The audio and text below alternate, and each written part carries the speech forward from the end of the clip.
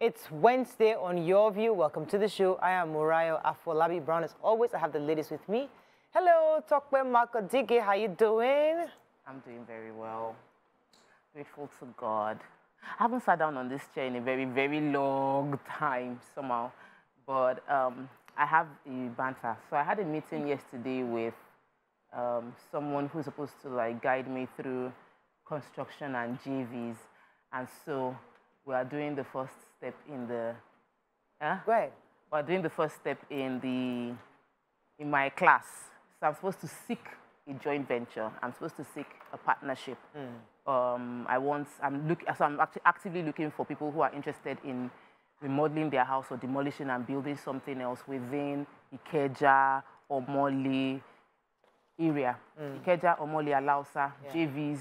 Please send me a DM. I am ready to take that leap. I wanted to do it last year, but I didn't, and I feel like this is the right time to do it. Regardless of what the economy is saying, we will make our profit and help people get good houses within the mainland. Oh, fantastic. So we have our guest coach in the building, Chioma Agwunobi. Welcome to the show. Good to have you. Great to be here. Great to be here. I'm excited for you. Very excited for you. What's going on with you? Well, everything is going on. First of all, I'm so excited to be with the ladies of Your View. Yeah. Well, Teresa, happy here. You're wearing our color. I know, I know. So for me right now, I'm in a space and a place where I am working hard on productions, certain movie productions. So I'm into filmmaking, television presenting, and and so I'm working on my own project, and it's coming on. A lot of challenges. Is it your first project or? It's my second project actually, my own project. And so it's exciting. It's tough, but we're getting there, and soon Netflix. Watch out. That's the spirit. How you doing, Mariam Longe? I'm doing well. Published author. So yesterday I did my very first Instagram live. And how was it? It was good. It was amazing. I got lots of, quite a number of people showed up. So thank you for that. And then, I got lots of messages. What kind of questions were they asking? Just asked me everything from how did you get on Your View, why you're interested in climate, why you're interested in health, just different things to know about me. And it was interesting, it felt, I was a bit nervous at first, but... You've been acquainted with your audience. Yes. So, thank you for showing up. So I enjoyed the session. Hopefully you have more. Yes. So I actually started it because I want to start talking about the environment more, sustainability, and also, everything that has to do with the business of making money from waste. So happy for you. Happy for you. I love it. Love it. So my daughter, for the very first time, found out that YK is Fumilayo Ransome-Kuti's granddaughter. Today, this morning. Oh, really? She was in shock. Oh, my goodness. I know her. Because they have a project where they are talking about nationalists and everything. Yes. So she picked Obafemi Awolowo. And people just expected her to pick Fumilayo Ransome-Kuti. She was wondering why. Her teacher was now asking her, so tell me about Fumilayo Ransome-Kuti. She's like, I don't know. She was like, how come you don't know? She's like, I don't know. So she was asking, I came home and asked me, Mommy, why did they expect me to know about Fumilayo Ransome-Kuti? Because they expect you to know, because YK is her granddaughter. Like, no. So we had a nice I can imagine her about this. Oh, yes, she shall. Very drama. Yes. So if she has any picture with her, I'm sure she'll cherish it right now. Now we're going to go and lecture her properly, and we're going to change her nationalist to Fumilayo Ransome-Kuti so that she can now study her properly. There's a personal connection. Yeah, she feels really connected. I said, oh, I know YK. So the K in her Y means YK Kuti, right? Let's go on a break now. When we come back, we go to the front pages of the paper. Stay with us. We'll be right back.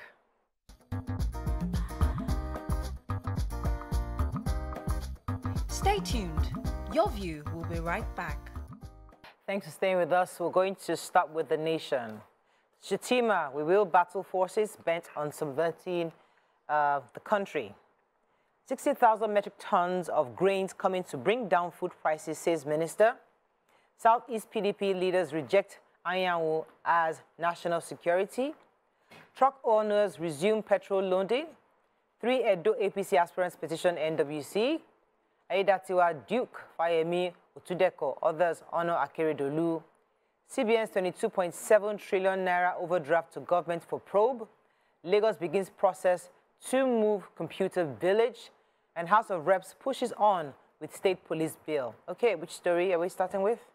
Computer village. Okay. Oh, so, your constituency. Yes, my constituency, because I actually know a lot of people who have invested heavily within that area. But the Lagos state government said that they are going to be relocating computer village from where it is right now, which is in Ikeja, to Katangwa, which is at around Abule Egba area of Lagos State. Said that they are putting together a more befitting community for the computer village, computer sellers, so that it's befitting for a mega city like Lagos, a more conducive environment to do business. The area that computer village currently occupies actually just grew organically. It was a residential area, and it is still under the land use, a residential area. I wonder how those high-rise got approved, because many investors have bought those residential area, pulled it down, and built ultra-modern shopping complexes, and they would have to do what with it? There's been a lot of rots in the system for so long. So trying to fix it now is going to take a lot of sacrifice. But I agree with creating a more holistic community for the entire a proper hub for computers and everything that has to do with IT. And that location, Katangwa, is already known negatively. So I feel like putting in such a tush urban, yes, Katangwa is where we go and do bend down and select. So there's a huge market there. Yes, there's a huge market there, and they're trying to now, they're building it up into the new official computer village. And I wish for a peaceful resolution with the move, and that they will now reconvert the current computer village into a residential area. Or seeing how that we can go and buy and redevelop. It's close to the airport. Let me take the major headlines. So the federal government talked tough yesterday on attempts by forces bent on creating anarchy and destabilizing the country. They accused those who lost elections, the last election, said they can't wait to 2027 on working for the downfall of the country. This was said by the Vice President, Kasim Shettima. He expressed concern over the actions of those with the intention of disrupting the country's stability and plunging into anarchy. According to him, they had actually accosted 45 trucks of maize were caught transporting outside to the neighboring country, and that there are 32 illegal routes in that axis. At the moment, they had said at the moment they intercepted that maize, prices dropped from 60,000 to 10,000 immediately. Wow. Because they put it back into the market immediately. What? So, so that's so according to him, it was an intention. These people are maliciously saboteurs. They're saboteurs sabotaging the government's efforts to force hunger so that people can obviously revolt. So he's saying that this is time we must stay together, rally around together, the president, and support him as he's doing everything he can to ensure that the issue of the dollar is resolved, and then things can go back to normalcy very soon. So also the federal government has finalized plans to release additional 60,000 metric tons of grains to make food available and also stabilize the price of foodstuff across the country. We have the minister said that already the president had released strategic grain reserves and is currently releasing 42,000 metric tons of food grains with plans of additional 60,000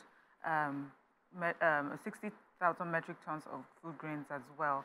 Then there's also measures that will take, there are also additional measures to make sure that stores, that have food that they have hoarded or kept, in storage, that they release it out so that it will help Nigerians be able to get food on their tables and in the markets, and also this will help to stabilize prices as well. Then the minister hinted at an implementation of an executive order that would enable the Ministry of Finance through the Debt Management Office, DMO, to offer government-backed security. So they said this initiative would help restore confidence in the Naira and provide Nigerians within and outside the country the option to save in dollars.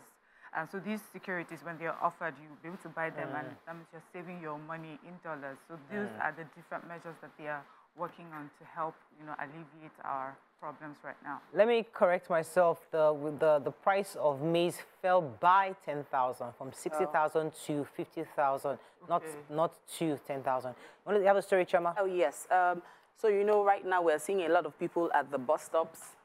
There's hardly vehicles to move around, and there's a lot of complaints. But this story comes as a relief. We have here on page 28, the Nigerian Association of Road Transport Owners yesterday resumed operations after a 2-day strike. The national president and a lot of other stakeholders like the Downstream Petroleum Regulatory Authority, representatives of the Major Energy Marketers Association of Nigeria, and the Independent Petroleum Marketers Association as well, all came together. And in that meeting, the chairman, Mr. Othman, confirmed that the marketers have increased freight rate of petroleum motor spirit from 32 naira. They have not concluded, though, like he mentioned, they are still calculating what the actual figure would be.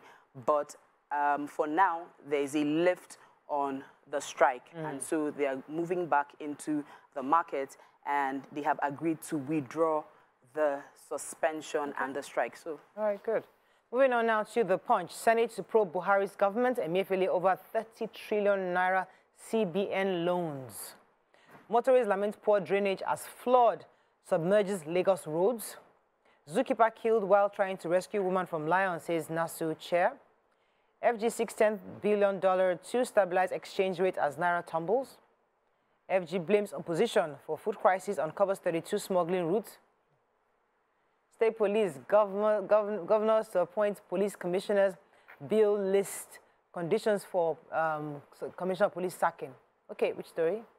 Yes, the picture story. So early morning yesterday in some parts of Lagos the early morning rain caused flooding on major roads and places, causing motorists, traders to experience huge vehicular traffic. Some of the areas that were affected, they said many parts of Ikeja and Alimosho local government area. Well, I can also, testify to that. Yesterday on my way to work, around on Ikorodu Road, on the other side, the cars were submerged in the flood. Oh, so, of course, they're saying it has to do with our drainages being blocked. And we know the story. I mean, we've been on this for a long time. All our plastics and styrofoams and all our garbage that we just litter about, this could have been the cause. So the report really just went around talking to different motorists and pedestrians on what they experienced yesterday as a result of the rainfall. All right, let's go on a short break now. When we come back, we continue with the reviews. Stay with us. We'll be right back.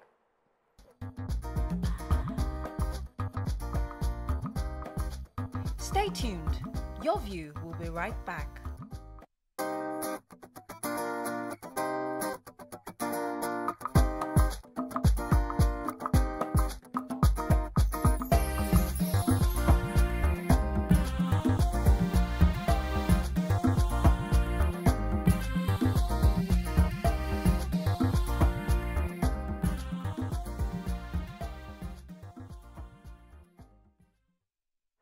Thanks for staying with us. We're still reviewing Punch. Let me take the state police. So a bill. Remember we talked about recently that there was a conversation with the president where governors had agreed on the issue of state policing. So a bill seeking the amendment of the 1999 Constitution to empower governors to appoint state commissioners of police passed second reading on the floor of the House of Representatives on Tuesday. In the alteration to the Constitution, under the consideration, a commissioner of police appointed from among the serving policemen in the state will head the proposed state police in the long-awaited move to decentralize the Nigerian police. The country has been under assault by bandits, kidnappers, thuggery, nefarious characters that daily launch violence attacks on Nigerians, and many have decided that state policing might be one of the major solutions to this. Though the police authorities had initiated various security operations and also deployed more operatives, people believe that that bill, a bill for an act to alter the Constitution of the Federal Republic of Nigeria to establishment of state police-related matter is the way to go, and is moving now to the concurrent list. See how that goes, because we've had a few debates for and against, and all sides seem to have valuable points. Any point? Any? Yeah. On a sad note, the zookeeper who was killed while trying to rescue a woman at the Obafemi Awolowo University in Ile-Ife. Now, the story had it that, well, they didn't state how the woman got into the lion's jaw, but the man who is the veterinarian technologist at the university, Mr. Olabode Olawi, was trying to rescue her, and in the process got eaten by the lion.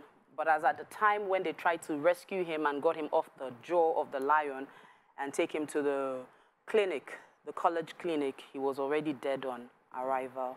But the representative said they assumed that he thought showing up, the lion would have recognized him. But it seemed to have aggravated the lion that he was trying to rescue the woman from its jaw. And he attacked him instead. Very sad. It is sad. Okay, moving on now to... Oh, I'm taking a stand. Sorry. Okay. Naira, so economy. Concerning the economy, the vice president was representing the president at the inaugural Public Wealth Management Conference in Abuja on Tuesday.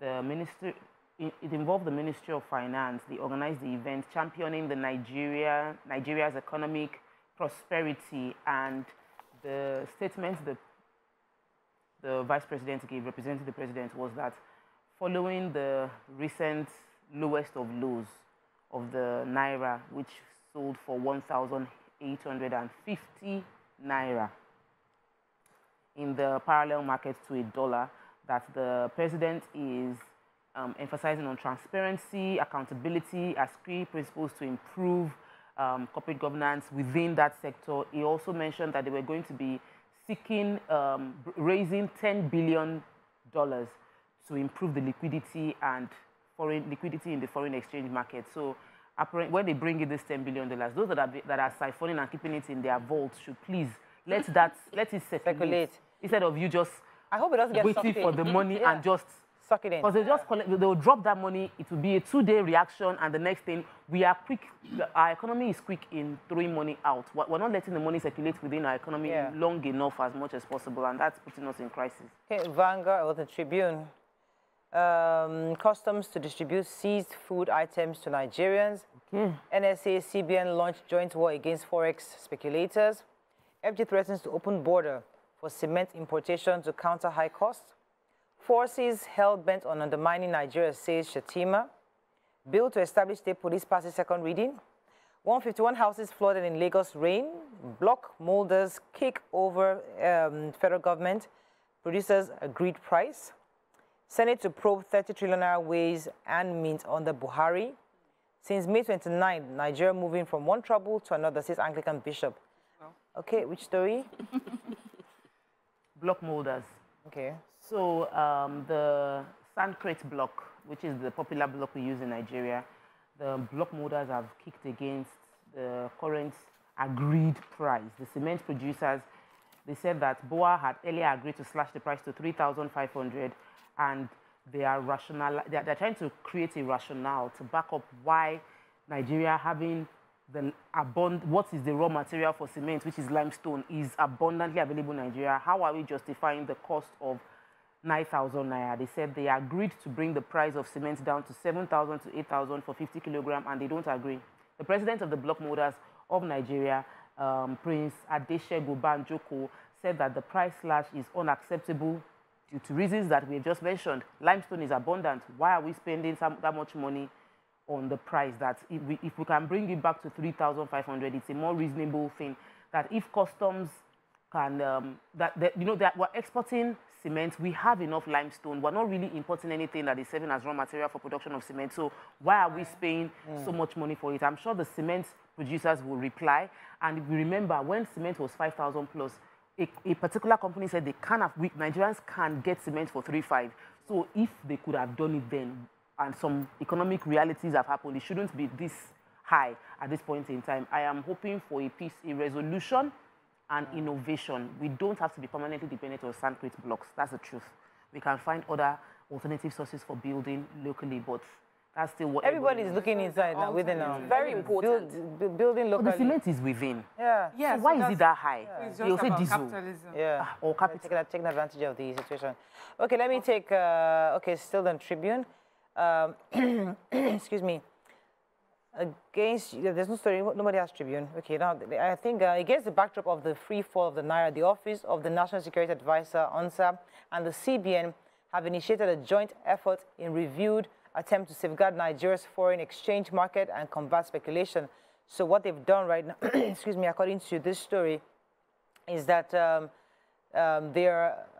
new move will see co-opting all EFCC, Nigeria Customs Service, and the Nigeria Financial Intelligence Unit working together to tackle the menace and to stabilize the nation's forex. So there was a video that was trending yesterday where EFCC went to a market in Abuja, arresting all those forex vendors who are, some of them hoarding dollars. So the statement lamented that even though the CBN had put in place necessary initiatives, including the 7,000-man special task force by the FCC, they've been sabotaged by speculators operating domestically and internationally. So part of this thing, we have policy, but we have internal and external saboteurs trying to cripple the high amount of money. Yeah, and make money. Okay, another story in Tribune. Okay, let's move on now to Vanguard. Sean Pride reviews subsidy removal flotation of Naira, says NECA and all marketers to federal government. Edo 2024, APC, SWC divided over Idahosa and Okpebulu. Insecurity, bill to establish state police scale second reading. LP crisis, state chairman denied plot to suspend Obi and back Abure. Akeredolu governors, ex-governors minister pay last respects. 10 billion naira fraud, EFCC detains ex-Kwara governor Abdul Fattah Ahmed. And economic hardship, saboteurs working against us, says Shatima. Tinubu directs payments of State House electricity debt. Oh, who has that story? I Please, update. Remember we took the story yesterday, how everybody's owing Abuja electricity distribution company. So the president, when he heard it, was like, what? He said, immediately, go and settle those outstanding bills. No. Anyway, the special advisor to the president on information and strategy, Bayo Onanuga, has explained that the president's directive followed a reconciliation of accounts between the State House management and also AEDC. And they also, said to clarify the initial claim of AEDC saying that they owed 923 million in debt. That is not that amount, actually. It's actually 342 million. Even if it's I'm telling you. But whatever it is, please go and pay it. So they have said, billing. and you know how Nigerians are. So they are going to pay it, and they are now calling out all other MDAs. Please make sure you go and pay yours as well. Again, Let me take the story about EFCC investigating the former Kwara State governor. It's been 48 hours since the EFCC started the interrogation process. They said that he arrived at the EFCC office in Ilorin, 9 a.m. on Monday.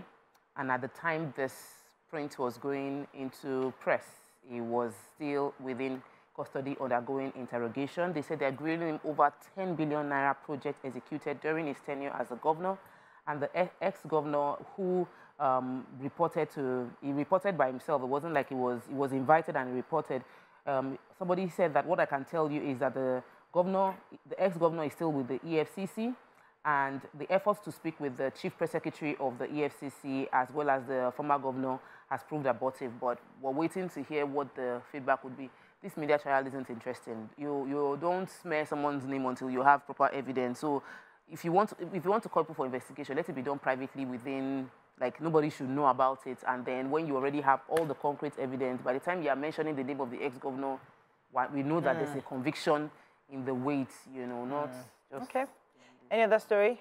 So I like this particular one. Yeah, I think it's on the Vanguard and the Tribune as well, yes, go ahead. which is about the customs decision to distribute seized foods. Yeah. Should be interesting. Very interesting with the wake of hunger where they land. So the Nigerian Customs Service has announced its intention to distribute seized rice and other food items.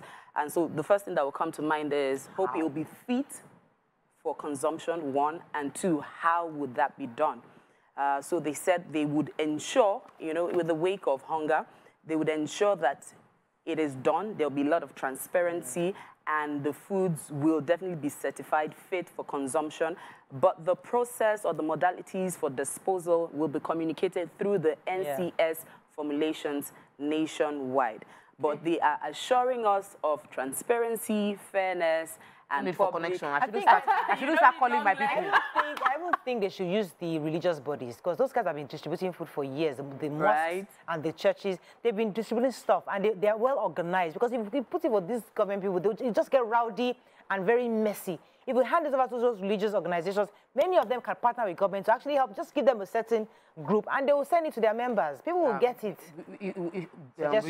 Religious bodies, NGOs, those that are already, everybody that is already distributing food. They have this channel already. Everybody already system in place. Because we don't want a situation where at the end of the day, it ends up back in people's stores. God bless you. Shops. And sold, exactly. Yes, so those are people that are reliable to do that. Let's go on a short break now. We'll come back and we'll bring in our sponsored segment. Stay with us. We'll be right back.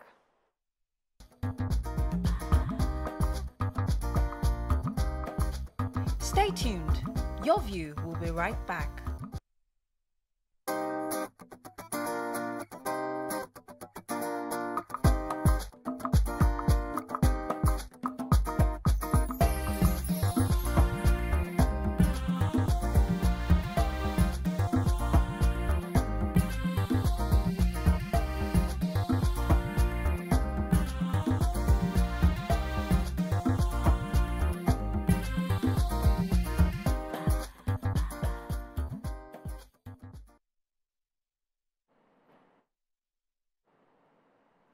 Thanks for staying with us. All right, so our hot topic today, first one is a young lady, a Nigerian man shared a video of him lamenting over a lady's choice of outfit to the bank. According to him, the lady was almost naked. He further said, Nigeria, don't scatter. Watch the video. So the video showed a young lady probably in her bathing suit with a t-shirt, with a shirt over it.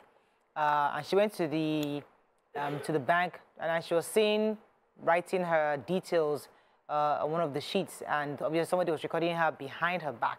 Now, this went viral because everybody was talking and making comments online. The reason why we're making the topic is because some Nigerians go abroad, and you see people, maybe go to Florida, for example, and people just wear their bathing suits and walk around the streets and enter the banks. And these Nigerians who live abroad, they come back and they say, I'm hot. This weather is crazy. I'm not going to kill me. I'm going to enter the bank. So in her own mind, she's like, I'm just wearing the barest minimum because it's hot. I'm covered. At least my key things are not out there. But a Nigerian who is a Nigerian, say, listen, this doesn't make any sense. It's wrong for you to come out like this. You're so at the minimum, cover your legs, you know. So that's where there was that confusion. Whose side are you on? You can call us on 081 0764 1679 0902 163440. You can also tweet us at tvcentertainment_. Please hashtag your TV so we can read your tweet. I would love to show the video because I don't think it's that not bad. I don't think it's that bad. Could just blow it. But yeah, but it's enough to so people get the context actually, because some people may think you're over exaggerating when you don't actually or how good. But it looks like Mariah says bathing suits, but it's actually denim, really, because it was denim. Yes, so it's really short bomb shorts. Ooh. And you know, I've seen Oyibo people wear those sort of things and they walk on their streets, but honestly, I don't know if they go to their banks in those sort of attires. But that was, you know, but what I thought immediately I saw it, I didn't think that she did it deliberately. I'm thinking that this is someone that is not all there. I'm thinking maybe it's someone that may be high on drugs or she has some issues, because I really do not believe that if she was in her correct senses, just the way they would look at you, even by the time you get there, would sort of remind you. But you have to be so oblivious of everything to be able to go choose there. That's oblivious. And then you go into the bank with everyone. So one thing I would say is, in this particular situation, is that she was lucky it happened in a decent environment, because we know what happens to ladies that Nigerians perceive to be underdressed. They mob you, you know, and the boy taking the camera, and there were some boys in the bank as well, the way they were moving towards her, I think trying to gauge if they could get away with any behavior towards her. So I think she was safe in that environment. But going forward, I hope someone is able to tell her that in Nigeria, at least, I don't know if she lives out, yes, please do not dress that way and come out into the public. What are your thoughts on this, Chama? I really wish she would wear it to Oshodi. No, she will not try herself. Or or Ladipo. Yes. Or Yaba. Or Yaba. Because, you know, you said Nigerians perceive as being, there's really, it's not a thin line. It's a really broad line between being well-dressed and not being well-dressed. What she wore was suitable for her to wear at home, on the beach. I didn't really zoom in that well to tell if it was a denim short, but for me, it looked more like panties, right? Yeah. So I feel like she really needs, it's either she's high on something really cheap or someone is advising her wrongly. But don't you think, let me come to Stockwell for a second, but the audacity to judge, because the truth is that, yes, we are also trying to change our society. Yeah, it's one thing to see somebody and say, you address me the way I'm dressed. What's that thing to say? You address the way you want to be addressed. The way you want to be addressed. Yeah, but we also must teach Nigerians to be responsible in minding their business or not to judge people also, because she's probably not coming in to harass anybody or to obstruct anything. She's just coming in to do her own business, doing her thing. As you said, she was probably oblivious of even you looking at her in the first place. She's coming in and out. So we always feel the need to judge each other. Yeah. We always need, so even the young man pointing at her butt, the audacity to do that. Yeah. The audacity to even carry a camera and record somebody else. So that is also an issue that is worth discussing, don't you think, Tokwe? Okay, so I'm of the opinion, I err on the side of decency, but I also understand the fact that decency varies from place to place to a large extent. What you can do and get away with in Lekki, you can't get away with it in Yaba. I have seen some outfits around the mall in Lekki, and I'm like, yeah, what's going on here? Yes. Like, there was no underwear. Like, the person just wore a T-shirt and walked into a popular food yeah. No, they're really tiny. They're really tiny shorts that they wear now. So it's a thing, actually. So like I saw, you can try it. There are some with you dare not bring it to Yaba or to some other places. Yeah. So I looked at the person and I'm like, okay, let me just face my food I want to buy. But I had my children. And I just said that, no, it's not appropriate to look at a woman in... But the lady was dressed in a way that looked like she just rolled out of bed and pulled on her boyfriend's oversized T-shirts and came into the store to buy something. Yeah. So the world is changing, and we must prepare ourselves to deal with the fact that we're in a free world. We don't have a country where what we wear is regulated. No, they can't dare that in Saudi Arabia or Qatar. You dare not. Even Dubai that allows you to wear a few skimpy outfits. It's in the areas where you are by the pool or you are by the beach, not like you are on the streets or in the bank. But we don't have Iluti Obati Sofi Oseshe. That's a Yoruba proverb. If you don't have a rule against something, then doing it is not a sin. So maybe there is no rule. So those boys are probably in the wrong place. They should have gone to bank in Yaba. No. They're not in the wrong place. It's a case of the boys are using their lack of control or their lack of exposure to judge someone who is living their own life. But while we talk about the rights that we have, we must realize that at the end of the day, where your right stops, another man's right begins. Okay. So I'm saying this. While you say, okay, she has the right to dress however she wishes, as it is that we currently do not even have a law or any rule that regulates how we dress. Yeah. At the end of the day, as humans, there's still that moral code of conduct. They don't have it. Right? We do. We do. That person might not have it. No, so we do as a society, as a people. Now, in as much as we are embracing change, there are certain things we also want to still hold dear.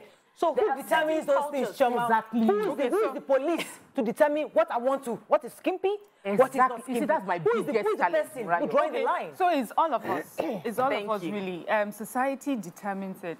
That's why if she had dressed like that in America, that would not be something worthy of taking a video, because there's so many people like her. It's acceptable. They say, when in Rome, act as the Romans. And what she's doing is really, I mean, you guys know how almost liberal I am about how people dress. I do not like to judge people based on how they dress, because growing up in the North, I know that there are some things that you wear here as decent, respectable women that will be frowned upon in some places here in Nigeria, in the North. So I understand the differences. So, but when you go to the North as well, as a decent, respectable woman, you dress to conform with the society or what they find respectable.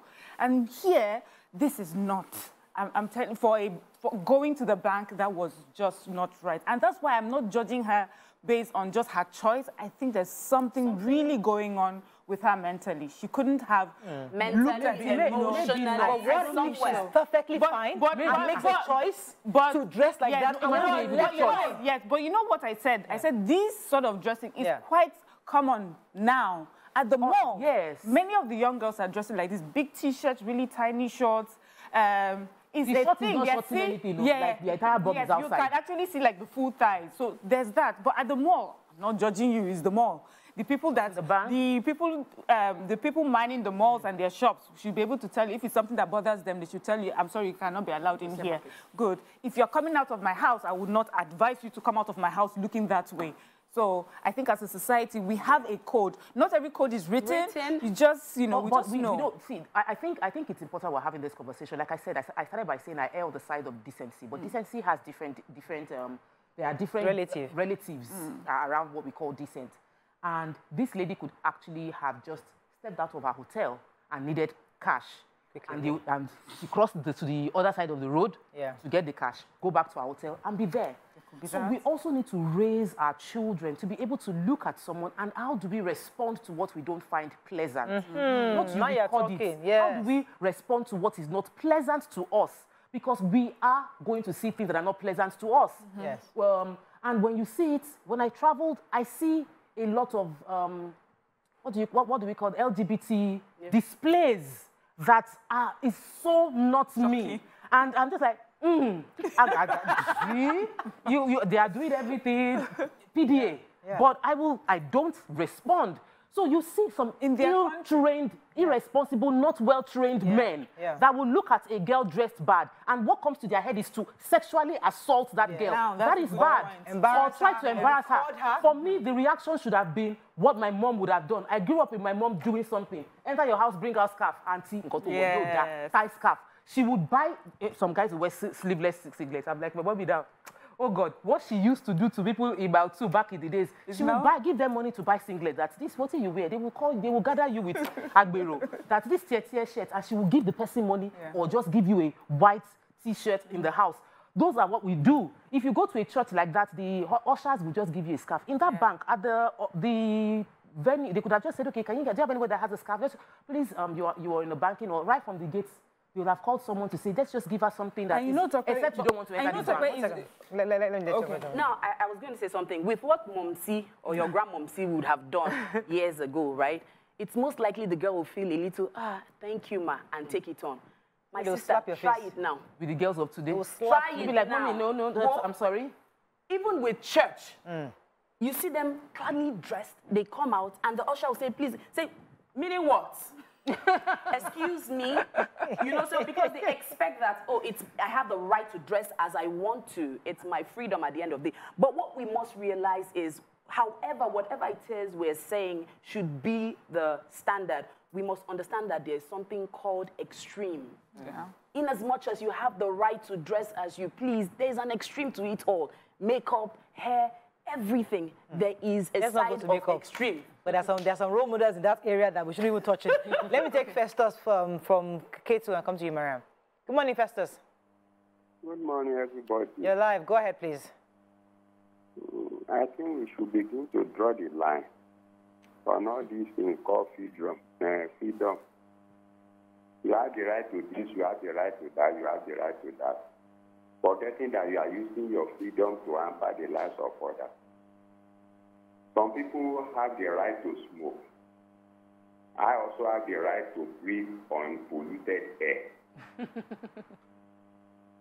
So, where do we draw the line? I have the right to breathe polluted air. They have the right to smoke. You can wear anything. Then you should not come and be disturbing me, provoking me. You are exposing your nude in the public. You say you are being raped. Can't you see? You are challenging other people's emotions. And so when they cannot tolerate it, they go out of their hands to attack you. Because you are debating the society. So let's begin to draw the line. Thank you. Thank you very much, Mr. Festo. You see, So one of the things we try to do on this show is to reorientate. So there is the perception that Mr. Festus have expressed, which is when somebody is they're dressed in an indecent manner, it gives somebody the impetus to go and attack you or to disrespect you or to molest you. But we are also trying to re-educate that even if a lady dressed in a certain way, it doesn't give anybody the right. You might feel it, you might want to do it, but you must also train yourself to control your emotions, control your actions, and respect and move on. Because if you're in another country, just like you said earlier, you will mind your business. You sleep in jail. Okay, you will sleep in jail. You understand and what deportation. Shema said, as in extreme.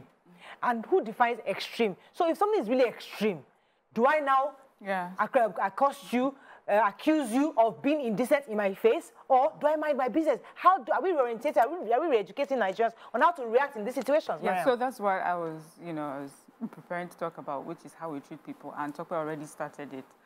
There's one thing about acknowledging that someone is indecently dressed or not properly dressed for a particular place. So let's acknowledge that. Let's not, in trying to be, what's the word now? Understanding, forget to acknowledge when something is not right. Yeah. So we've acknowledged that. But now the second part of it is how do we then treat them? As you mentioned, I used to see that a lot in the north, they will carry scarf, they will cover it by force. They don't even ask you.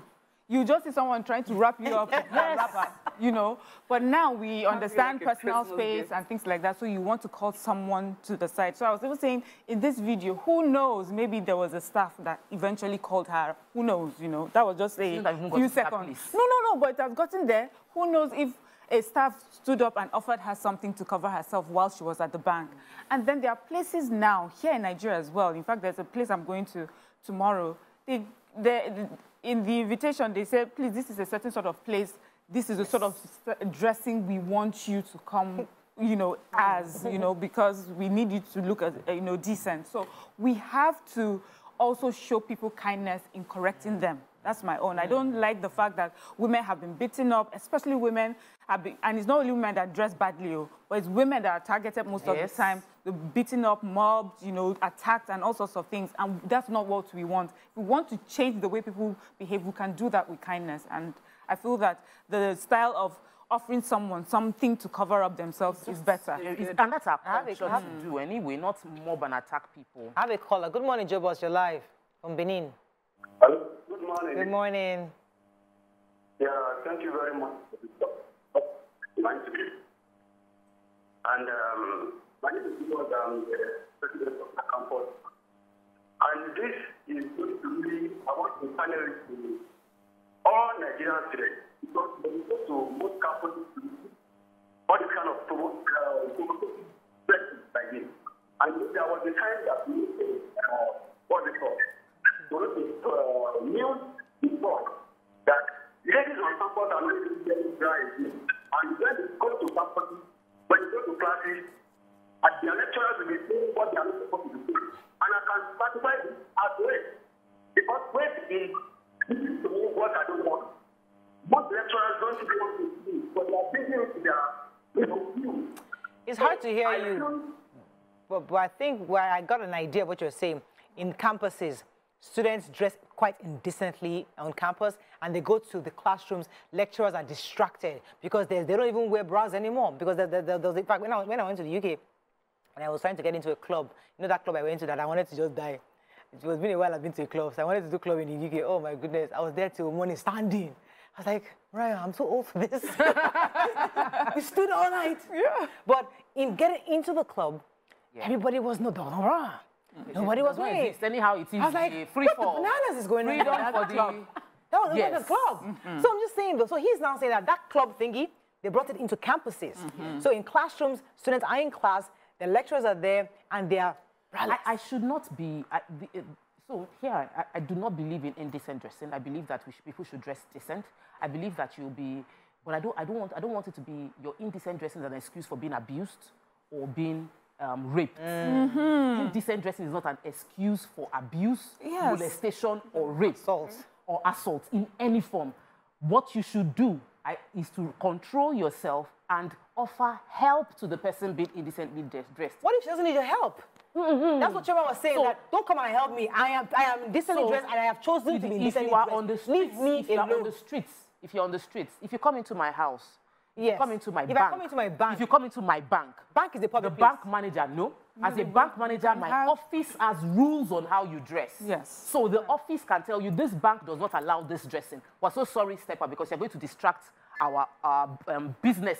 So an office can have the way they dress. A company can have the way they dress. If you have no rules, people will come and do whatever they want to do. True. As a school, if you feel your students are dressing indecently, you create a uniform for how they should look while they're in school. When you go outside the school, you can do whatever you want to do. So there's no excuse for assault, abuse, or molesting any girl for how they dress. However, we should also teach our children that they should respect themselves. I'll come to you, Chairman, in a second. Let me take this call from Yakob. Thanks for calling, Yakob. You're live. Yeah, good morning. Morning. Good morning to everyone. About to shout. Mariah, you see, to me, personally, you always shouting that you have right to give, you have right to that. But forgetting that where your right to talk is, where my own started from, and in mind, I can tell you for free, it is not every man that can control their emotions. They should learn. So that for free. Not every man. I can say, yes, I can control my emotions. If I see something like that, I can move on. But not all of us. That is the truth. See, that lady there that we are seeing on the screen, Mariah, what she did is so bad. But the question now is this. Somebody say something earlier. How do we address that kind of situation that she is? Number one, the security on that is the back at that very particular time. That is his job. Because the issue is this: when somebody like that got into a bank, and then you saw her, the way she dressed, and then you notice ladies go to go and cause promotion inside the bank, you have right to say, Madam, please, we are sorry, you can't enter.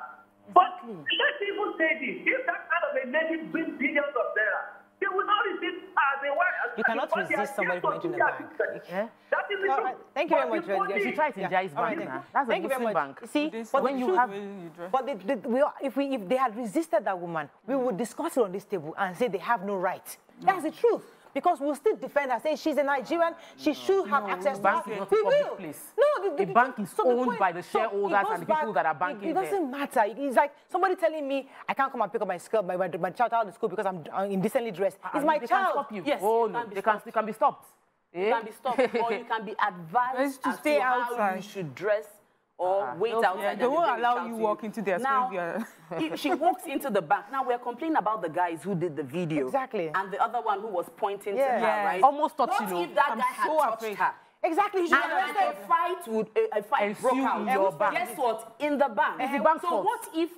So the bank has the right to do what? To tell the young lady, please, exactly, to prevent whatever chaos that may break out. You guys... Now, there are two sides to this, Mariah. There's the side of, yes, this is how we need to learn to treat people, even when they're on the side of negativity, yeah? We need to train our men. We need to train our boys. We need to school them. And there's also the side of schooling and training our girls. There is no stated moral code in any law or constitution of the nation, right? But we all know it's in our hearts, it's in our heads. So what we need to be doing and do, because what we're doing right now is we're re-educating and reorientating, both for the male and for the female as well. So what we need to be doing is ensuring that whatever platform it is we have, whatever groups of people we can reach out to, let's begin to make sure we put out this outcry, put out this message, and begin to tell our girls, this is how to dress. This is what is most appropriate. Then even for our guys, our sons, our boys, this is how to I think that's a good way to wrap up. I think it's a good way to wrap up the segment. We have to, but I think in a nutshell, you've really summarized it. But again, I keep going back to, these are adults. Everybody has their own side. The girl has a right to be herself. The men have a right to control themselves and control their emotions. But either way, I think it's responsibility across board. Yes. And nobody is a police to anyone, but we must be responsible and decide that we want the best for each other in every situation. Let's go on a short break now. We'll come back and to our next segment. Stay with us. We'll be right back.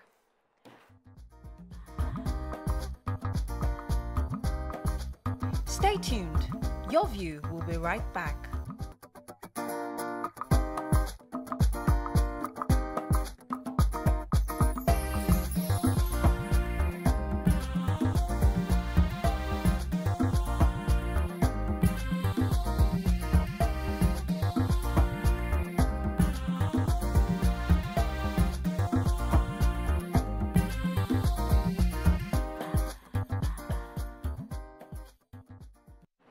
Thanks for staying with us. Joining us from our Abuja studio is a famous Nigerian stand-up comedian, actor, master of ceremony, and entrepreneur, Seyi Law. He will be speaking on the state of the nation, the fact that he recently trended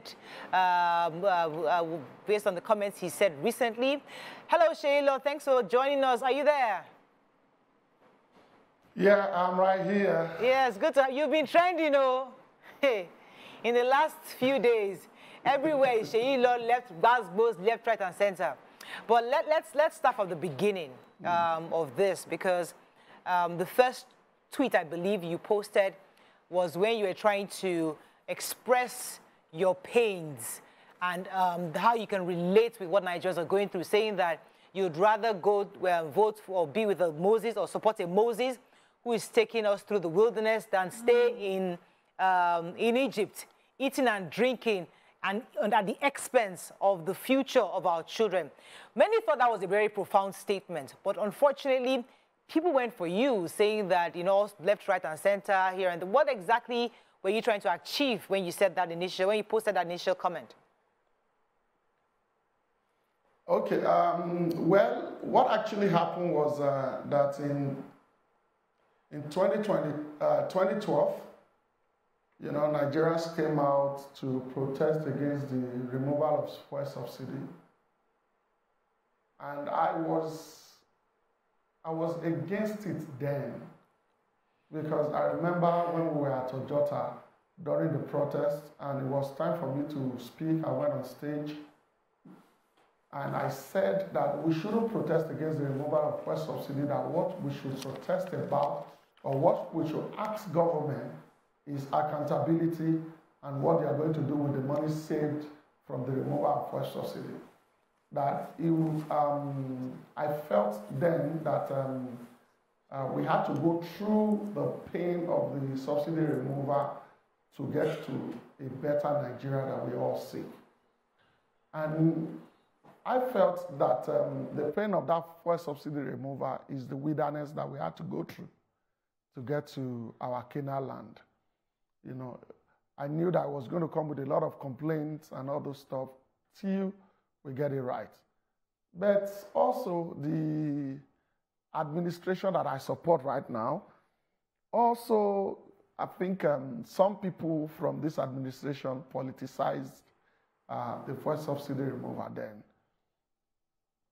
But then I supported this administration, and they've gone ahead to remove the fuel subsidy, and it has come with its pain. And I believe it's a time in the wilderness, you know. But also not forgetting the fact that even when the children of Israel were in the wilderness, they enjoyed some sort of manna, you know, and even Moses had to bring water from the rock. And so, which is the reason why I used that analogy to call on the government that at this time when the pains of the fuel subsidy removal is biting hard on the people, we should have some certain level of succor from the government.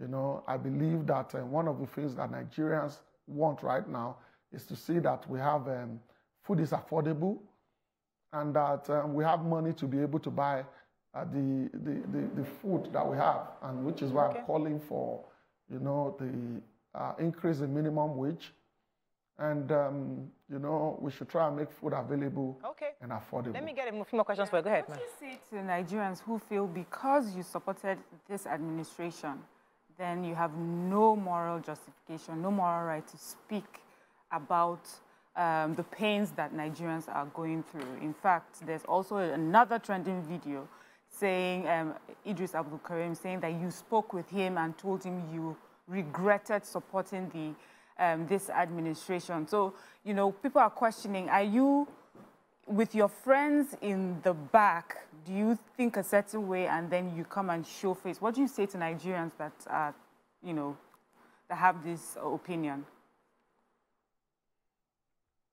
For me, I'm a private citizen. I don't hold any position in government. And as a comedian, I'm supposed to be a critic of government. And as much as I want to criticize government, I want to also do it constructively. And the fact that I supported this administration, it means that I have a vested interest in the administration. The failures of government bite hard on every one of us, and the success of the government also impacts all of us. And so, as a private citizen, as a Nigerian, I have a right to speak to the people in power. I have a right to speak concerning the government of the day. You know, governance is for all of us. And I don't blame Nigerians who have their grievances against me. I'm not one who will, you know, blame people for insulting, for abusing. I knew what I signed up for when I supported the government. I knew that if they removed the fuel subsidy, it was going to come with some level of hardship. I also knew that the unification of the Naira was going to come with its own side of issues in Nigeria. So when Eedris released that video and he said, I told him, well, I didn't have a side discussion with Eedris concerning voting the government. No, I didn't have that with Eedris. And you can see that his former colleagues are coming out to debunk some of the things he said on the podcast. Right. Okay. You know, Eedris is somebody that I respect, and I wouldn't want to trade insults with him. Okay. You know, I respect him, all right, let me get and I wouldn't want to trade insults with him. I'm a comedian. I can go on stage and joke about the government of the day. In fact, as a comedian, the failure of government is a better joke than the success of government. Right. But as somebody who voted for this administration, I want to see this government succeed, and I want to see Nigerians living better. Okay, go ahead, Juma. All right, fantastic. Seyi, hi, nice to see you again. So, as one who has the interest of Nigerians at heart, which also contributed towards your choice of governorship and who to vote for, and I understand that you are currently in talks and lending your voice towards speaking for the people and helping bring the change that we are all praying for. What areas are you in talks concerning, and what exactly, if you had the chance to propose, what exactly would you propose to the government to do differently? One of the areas where I've been talking to people about is the area of the increase in minimum wage. I know that there's been committees set up by the government to review the minimum wage, but I think one of the things that I'm not seeing is timeline for issues to be resolved. You know, it's 9 months already in this administration. And I expect that in another month or thereabout, there should be an announcement for the increment of minimum wage. Secondly, another place where I've also tried to lend my voice is the issue of the unification of the exchange rate. I believe that we don't need domiciliary accounts in Nigeria. If we have a unified exchange rate, and banks are controlling this aspect, we should be able to spend our Naira cards abroad and have it converted to, you know, to any currency where we're using our Naira card. If the exchange rate has been unified, that should come into effect. I don't see the reason why Nigerians should own domiciliary accounts. I also believe that we should be able to call the amount of forex in the hands of Nigerians. I don't see why somebody will be stockpiling $100,000, millions of dollars at home. There should be a law that prohibits that. No Nigerian should be able to walk around with anything, even at home, with anything more than 10,000 US dollars. And also, in terms of food availability, this is an area where I've also been trying to lend my voice. We know of the Anchorage Boroughs project during the Buhari's administration to try and see that we're able to grow food sufficiency in Nigeria to feed the nation. But I think because of the current exchange rate issues, some Nigerians who are beneficiary of this government subsidy in terms of food production are beginning to divert food that are meant for Nigerians to neighboring countries. I know that recently we had the case where Customs said they seized about 50 trucks of food that were headed to Niger Republic. This is a nation that have an issue with Nigeria and ECOWAS at large. And these are some of the things that some of our citizens are doing to sabotage the government. Okay, let me get and so, for you. Seyi Law, do you regret that tweet? Is this something you wish you didn't just say? Maybe you just kept it to yourself.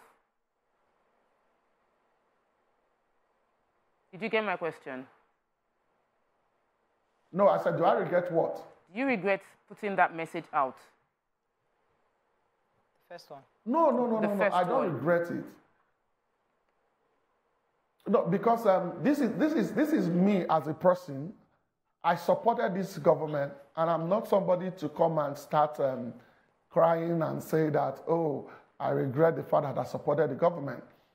I have supported the government, and I'm lending my voice and I'm lending my time to see that the government succeed. That is what I want to see. If the government succeeds, Nigeria will be better for it. Yes, I understand and I empathize with Nigerians on the current suffering, and which is why we're calling on government to make sure that issues are treated with time, with time based. You know, people should be able to know that, okay, at so time, this is what government wants to do. You know, there should be a timeline to some of the issues that government are treating, which is one of the reasons why I love the Minister of Interior. He came out to say that by February 8th, that Nigerians will be able to apply for their passports online up to the point of biometric collection. And that is what we have seen. And he has spoken about the e-gates, where people can scan their passport and have their data collected as they move into the country or out of the country. So we have less interaction with people in the immigration service. And this is what we are seeing. So every other minister should be able to come out and give timeline for what they are doing. And that is what we are asking. That is how we support government. We must ask them the right questions, and we must criticize when we think they needed to be criticized. I'm really on your side on this particular conversation. That's the truth, because I feel that it is easier for the government to swallow a bitter pill from their supporters than from the opposition. And we need to have more people that openly campaigned for this administration to speak up concerning what they think this administration can do better. So I'm happy you don't regret it, and I want more advocacy geared towards specific ministries such as our power to do what they can do. But were you shocked by the reactions you've gotten from your fellow colleagues in the industry who have been openly calling you out? Well, you know, every Nigerian has a right to their choice. And as a Nigerian, I've known over the years that once Nigerians choose their bias, it is very difficult to sway them. Mm-hmm. And so I knew that. And I don't regret it. You know, probably the only place where I probably have issues is where they misdirect the attack from me to my children and my wife. But well, they have a choice. They decided that this is what they want to do. Let them keep doing it. But the most important thing for me as a person is to speak to the government that I voted for. And this government cannot afford to fail. This government will succeed. I will keep speaking. I will keep telling them what I think it is the right thing to do. Okay. And another thing that I've said is that government must learn to be proactive, not reactive. Okay. Yeah. Everybody who is in the cabinet must come out to work, and they must give Nigerian timeline on how they want to achieve certain things that they want to achieve in their ministry. All right, Seyi, let me get a few questions for you. See and feel that impact. Okay. Okay.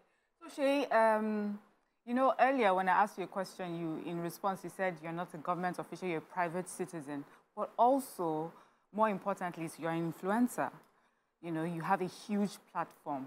What has this, you know, your stance on politics and the response that you're getting right now, what does that make you, how does that make you reflect on this platform that you have? And what's your advice to Nigerians who have platforms like yours, you know, and their involvement in politics or governance? You see, I'm actually grateful to God that I have a voice that that is loud enough for Nigerians to hear, and probably the people in government will also listen to. I personally don't regret my choice, and I believe that every other person who is influential should speak. But when we're speaking, we should speak from an informed perspective. It is easy for me, and probably easier for the kind of job I do, to just criticize government and dwell on government's failure. It makes for a better joke. I have been to events where I had cracked jokes. I remember one of the events that I went to, I think it was even the event where I saw Eedris Abdulkareem. And I said, Peter Obi went to the stadium to watch the Super Eagles play, and we won the game, and people were happy. And that when Shetima went to watch the team, although we won the game, that 6 people died. That's so the day that I met Shetima and he wanted to have a handshake with me, I ran because I told him, "Oh, guy, I voted for you not to come and die." You know, these are some of the things. It is easier to make a joke with the failures of government. But I also want to learn to speak from an informed perspective. There's been a lot of demarketing for Nigeria over the years. Maybe I just got into that point where I feel that we should project a better image for Nigeria outside the shores of this country and on social media. But notwithstanding, while we start to build that image that we want to see of Nigeria, we must call on our government to do the right thing. The government owes Nigerians a better and a greater nation. And I believe that my voice should speak to that, and every other person who is influential should also lend their voice to see Nigeria get better. Let me ask you about money, because usually people say that when influencers support a particular candidate, it's because of what they expect to get, the money, the positions. Have you been compensated somewhat? Because people were saying on social media, like, I'm sure he has collected money, that's why he's saying X, Y, Z. Have you been given money by any party to support them? Or are you anticipating that they will give you money, especially now that you are coming out to speak? You know, I have said it several times. I've granted interviews, and I have said any politician in Nigeria, dead or alive, that can point to Seyi Law and say, I made him, should come out. You know, when I supported Asiwaju, or I supported Jonathan in 2014, I made my voice loud. And I have said it, posterity will judge each and every one of us. I am speaking from a place where I believe that Nigeria needs to get better. I campaigned for Sanwo-Olu, I spoke up for him, I spoke up for Asiwaju, and none of them, absolutely none of them, can say that they've given me money. No politician can even say it. None, none, none. I've never collected a dime from anybody. And you know, it is because we are gradually losing value and everything has become monetary in Nigeria. That is why people keep saying, oh, influencers have collected money. I know social media influencers who collect money to publicize people or launder people's images. For them, it is their job.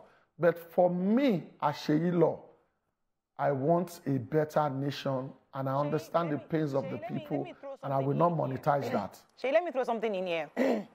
Has your support, excuse me, has your support for Tinubu affected the jobs you've collected in the past 1 year? I can tell you categorically that supporting Tinubu has made me poorer. I remember during the time we were campaigning, I had to refund money to some people who were angry that I was supporting the administration. And I did refunded almost about 15.5 million. But because I believe in my choice, that was why I was bold enough to refund money and not back down from my support.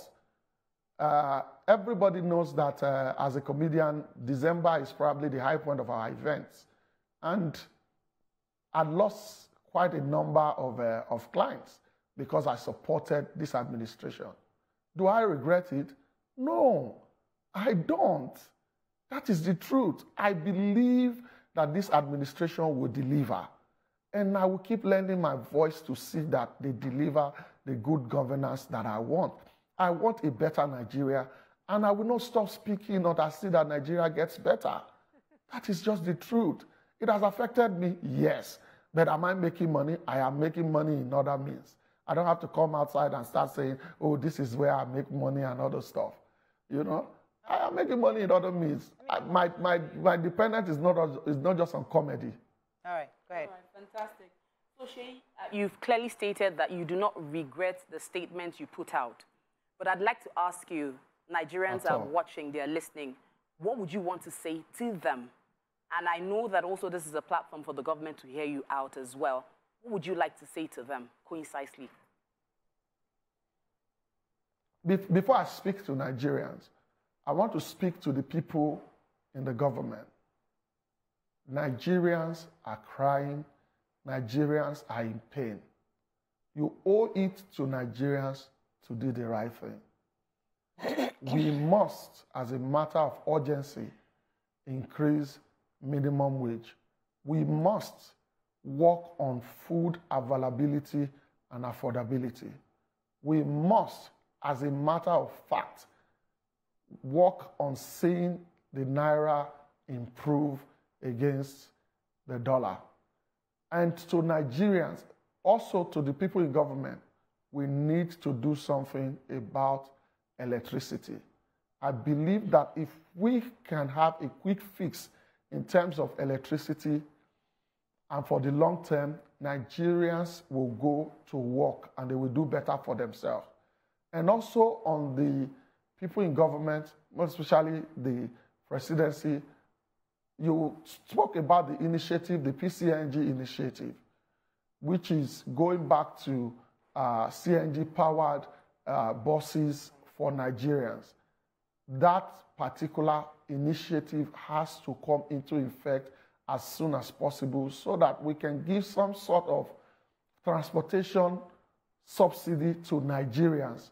I believe in transportation subsidy instead of a fuel subsidy. And to Nigerians, I want to say that you need to know that my support for the government is because of you and not against you.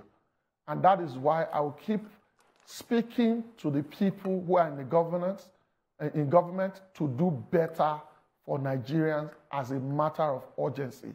Nigerians need to go back to the happy days. Nigerians are happy people, and we ask for the barest minimum. If we see it, you will see Nigerians going back their lives with the happiness that we know them for. Nigerians are angry because they are hungry. Okay. Let us feed Nigerians. Right, okay. Like I had to first, I started earlier by talking about my support for your stance, but some people feel like your stance isn't valid. Like it does not enter us because your family isn't feeling it. You are the only one here. You have already shipped off your family. They are safe somewhere, and all of that. And there's another perspective of the fact that I have on this platform called for the government, for the president to reshuffle the cabinet. I feel like some ministers have already shown that they don't understand what they are doing. Do you agree that there should be reshuffling? And do you agree with those that are saying you should not talk because your family is not in Nigeria? Now, for my family who are not in Nigeria, this is it. My wife, in 2013 precisely, I spoke about my wife going to the UK to study. And I didn't realize that dream until 2019.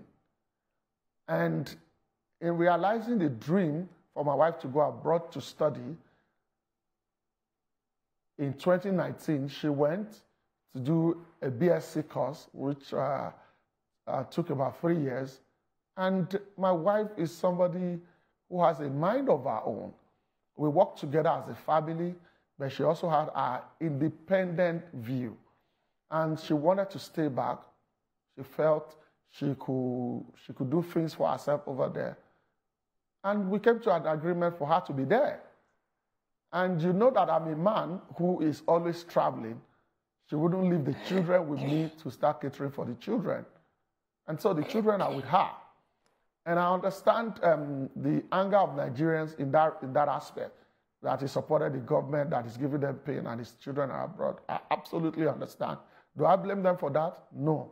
But then, can I take another decision and just bring my family back? If my wife agrees that they want to come back, absolutely, they will be back in Nigeria. And for the cabinet to be reshuffled, in my open letter to the president, I called on the president to say that we shouldn't allow the incompetence of some people in the cabinet to derail the administration. There are certain ministers we have not heard from in months. What are they doing? And I think by the time it's a year in this administration, we should see reshufflement in some ministries. That is what I believe. That is what I think.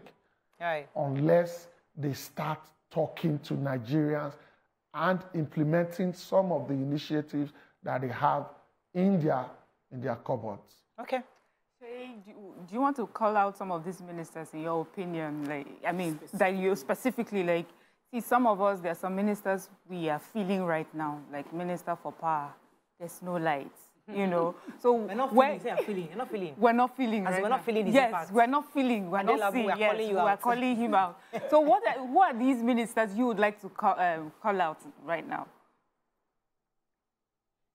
The Minister for Power automatically. Everybody knows the importance of power to Nigerians. And, you know, even the president said it when he was on the campaign trail that if we can fix power, that with ordinary screwdriver in Nigeria will make money.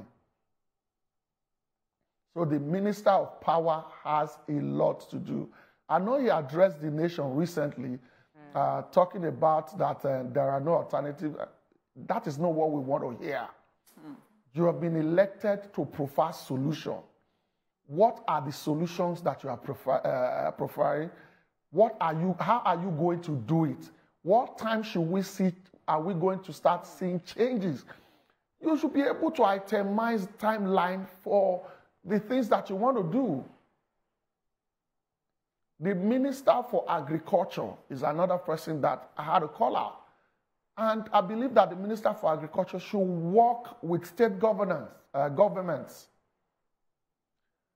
I remember way back there was Operation Feed the Nation during the Obasanjo's administration in 1978 or thereabout. What are we going to do to see that Nigerians can feed themselves? Some of the rice mills that we have in Nigeria don't even have enough parts to maximize the efficiencies of their machines. So what are we going to do? How many hectares of lands are we going to start farming? To see that at about 1983 or thereabout, Nigeria had about 24 million hectares of land being cultivated, and over almost 40-something years, 40 years after, we have only been able to increase our farmlands to about 35 million hectares. This is not what should be happening in Nigeria. If we are farming about 100 million hectares in Nigeria right now, it will be a movement in the right direction. So I need to see more from the Minister of Agriculture. I need to see more from the Minister of Power. I need to see more from our Minister of Petroleum and maybe gas. Let us bring the CNG initiative to life. And if we're going to do it, we need to do it right. CNG conversions of buses has to come into effect. And we must not use substandard materials. Because the UK had tried it, the South Africa had tried it, and they eventually had to recall because of substandard materials and explosions in vehicles and all those stuff. So these are some of the ministers that I really want to come out. There are a lot of them, but for now, let us speak to these three people who are of high importance to Nigeria, because food transportation has to do with petroleum, food availability has to do with the Ministry of Agriculture, and work for Nigeria has a lot to do with electricity. Let me ask you your opinion, your personal opinion, because I'm also trying to give you this platform to maybe redirect certain narratives about you. There's a tweet I saw, I think it was yesterday. Was it DJ Switch or Switch? I can't remember. Is it Switch? DJ Switch said that the reason why you voted for Tinubu is because of tribe. And many people would say, oh, the 8.9 million people who voted for Tinubu are the people who we should hold responsible because they voted him because of tribe, primarily. In your view, let me ask you plainly and outrightly, why exactly did you believe that Asiwaju Bola Tinubu was the way forward for Nigeria? Okay, first, Asiwaju Bola Tinubu, when he was the governor of Lagos State, has the highest number of his policies adopted by other states and even the federal government. First, in Lagos today, if you remove last mile from our road, you know the chaos that will happen in Lagos today. Waste management improved drastically. Improved well during the administration of Asiwaju Bola Tinubu. The introduction of the BRT was during the Asiwaju Bola Tinubu's administration. These are some of the policies that I want to see other state governments adopt, because it is easy for Lagos State, for example, to subsidize transportation with the BRT. But how many states can actually subsidize transportation? I'm not sure there are other states that can do that. And that is because a government came and put all these initiatives and implemented them. And another thing is this. When I was in secondary school, I attended Methodist Boys High School, and my school was at Victoria Island. And I remember that there are two bus stops where we used to come down when we were going to school then. We either come down at the Ajose Adeogu roundabout or at the Maroko Sandfield bus stop. And I remember that before the Bola Tinubu's administration, where we had the Oriental Hotel today and the Civic Center used to be refuse dump. And there were every other week, we either hear of stories of a dead body in those refuse dump and other stuff. Before those places were concession and those businesses were built. And those areas have become better for it. Today, Oniru, that used to be a place where they sell fishes and other stuff, is one of the highbrow of Lagos State today, where we have, this massive real estate investment. I remember in 1998, when the Redeemed Christian Church of God had Lekki 98 at the Lekki Beach. And we all, quite a number of Lagosians and people from outside attended that event. There was serious traffic going back from the Lekki Beach that day. And I remember walking through the place that is known as Osapa, London today. That place used to be a swamp. It was the administration of Bola Tinubu that brought the changes that we're seeing in those areas today. How about that time in Lagos State where we used to say that the IMB building in front of the bar beach is what is shining light into the eyes of the Mami water that was causing water to overflow its bank and was almost going to submerge Victoria Island. And administration came to start curbing the water problem there. And today, maybe all the Mami waters have relocated from Bar Beach. And we have one of the top real estate projects in Nigeria in Bar Beach today.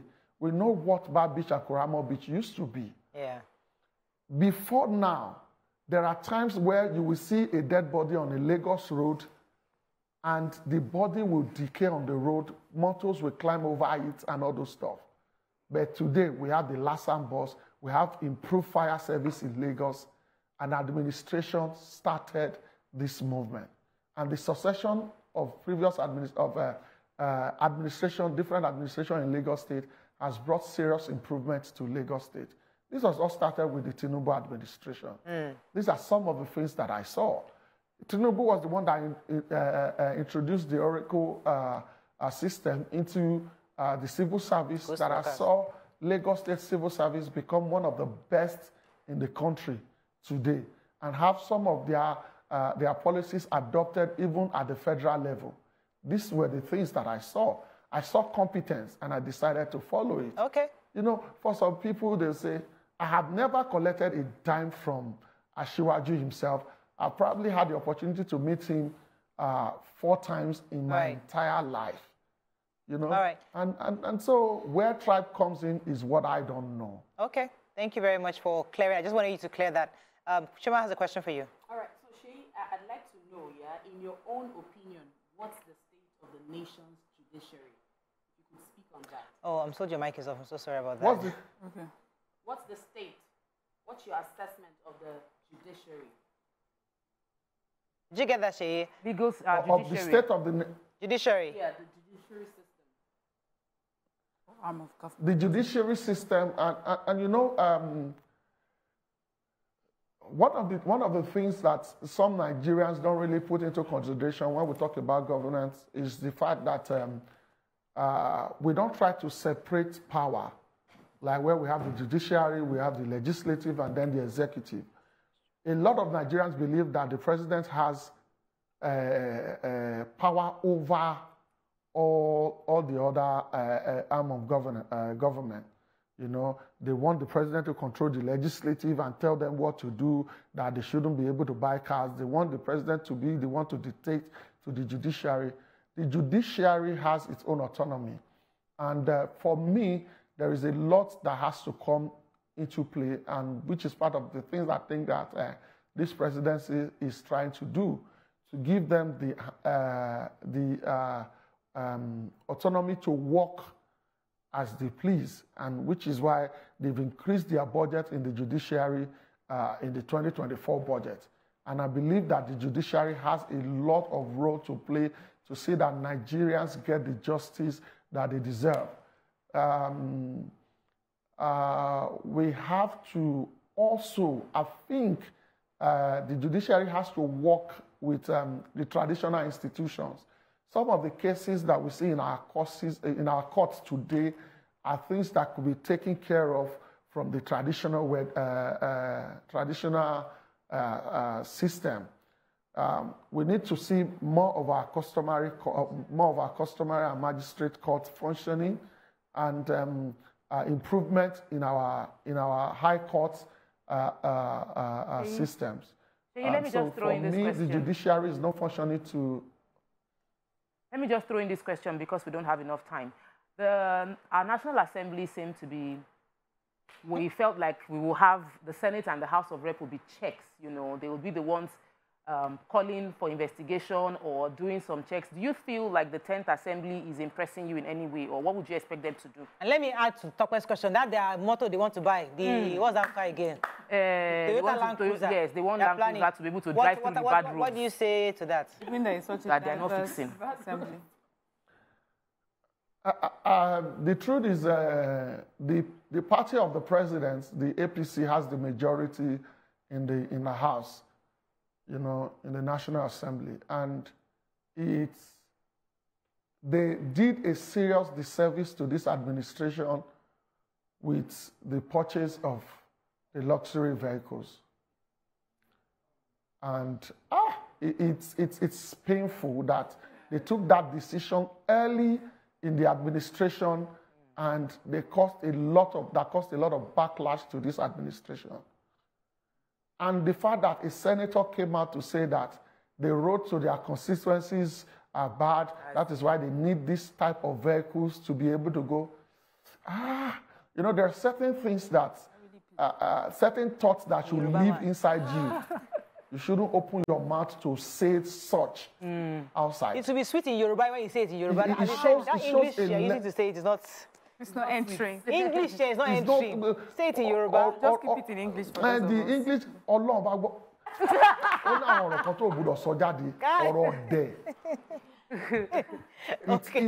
it pained me when I saw that, and you know, you are the first, you are the closest to the people at the national level, and then you decided to do that, and you are doing it not even patronizing made in Nigerian vehicles. Okay, we have to wrap up. And we are complaining about forex problem in Nigeria. Yeah, time has gone. Time has gone. The National Assembly has to do better. Yeah. They must align with the renewed hope. So it's one thing for the executive to say we are renewed hope. They must align with renewed hope. We have to wrap up. Time has gone. Thank you very much, Seyi Law, for coming to our show this morning. We appreciate your presence. We hope indeed Nigerians are listening, and even our government is listening. Many people believe that the president will, because 8.9 million, but the 8.9 million people voted for him. The others who didn't vote are hoping that those of us who voted made the right decision. And we are hoping that indeed our president lets them know that those who voted for him voted, they didn't vote for him in vain. They voted because they know indeed you provide the renewed hope for Nigerians. Looking forward to the best. Let's go wrap up today's show and see you tomorrow. Bye for now.